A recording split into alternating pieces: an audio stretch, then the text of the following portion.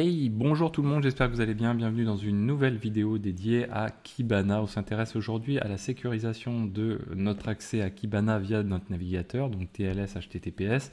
On n'est pas au niveau sécurisation de Kibana vers Elasticsearch, qui est autre chose complètement. Donc l'objectif c'est de faire de l'HTTPS. Alors nous on va le faire sur des certificats auto-signés OpenSSL aujourd'hui. Je vous invite bien sûr à utiliser vos propres certificats, le certificat auto-signé étant pas bon pour, en matière de sécurité. Nous on va utiliser, c'est pareil, du TLS 1.2 parce que Kibana jusqu'ici accepte que le 1.2, mais je pense que ça devrait rapidement évoluer.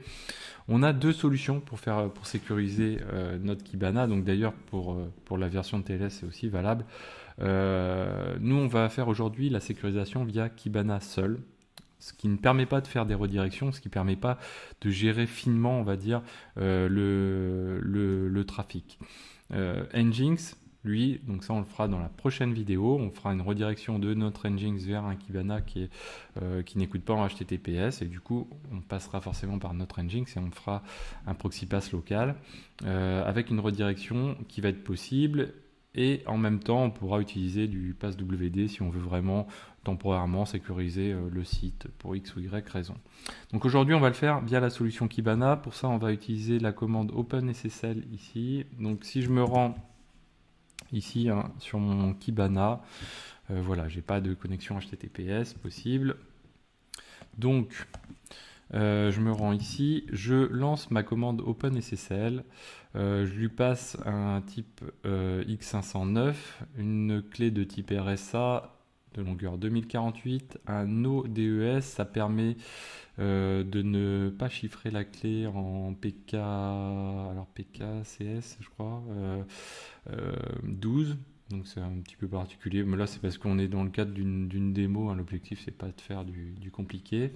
On va avoir une clé donc qui en sortie va être générée dans le fichier kibana.key, en output kibana.crt pour le certificat, et la durée 365. Donc là moi je rentre rien de particulier, je suis dans le cadre d'une démo, hein. Surtout ne faites jamais ça.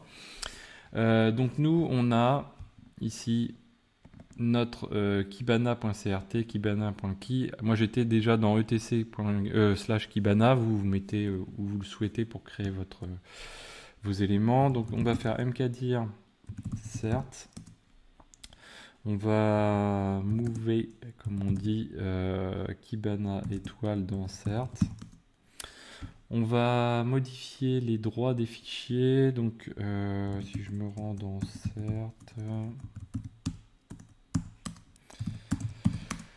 donc je suis comme ceci. Donc ce qu'on va faire, on va faire un chown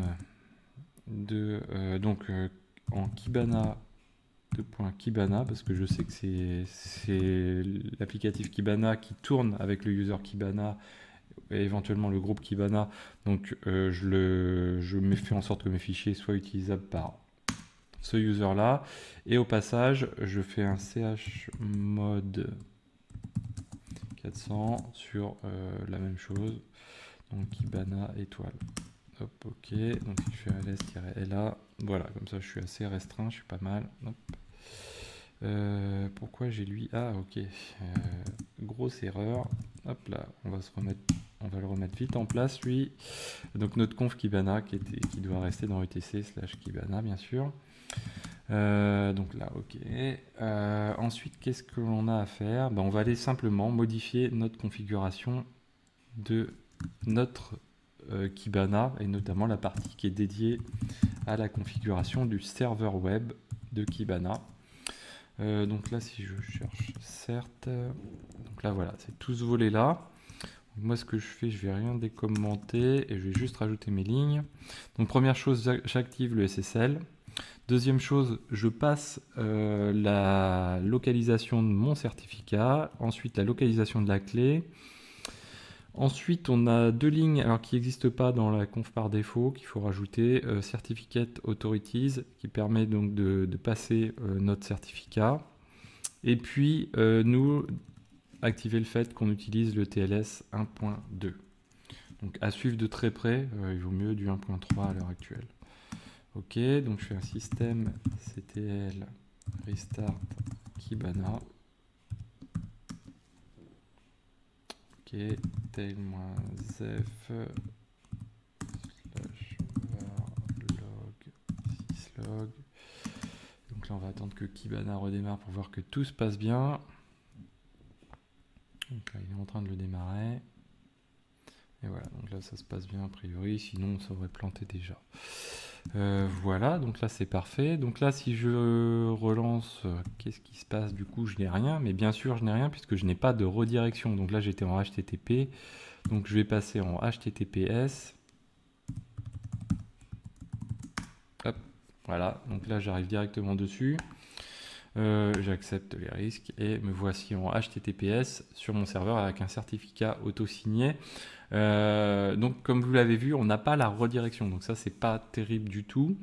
Donc c'est pour ça que je préfère plutôt la deuxième solution. Hein. La prochaine vidéo, ce qu'on va voir, c'est le serveur Nginx qui va permettre de sécuriser un petit peu plus les choses. Alors nous, on va faire une configuration relativement simple, mais on pourrait même aller pousser un peu plus loin les choses. Voilà, donc j'espère que cette vidéo vous a plu. N'hésitez pas à vous abonner pour ne pas manquer les prochaines vidéos. N'hésitez pas à commenter, à mettre des pouces bleus pour m'encourager. Et je vous dis à très bientôt sur Xavki.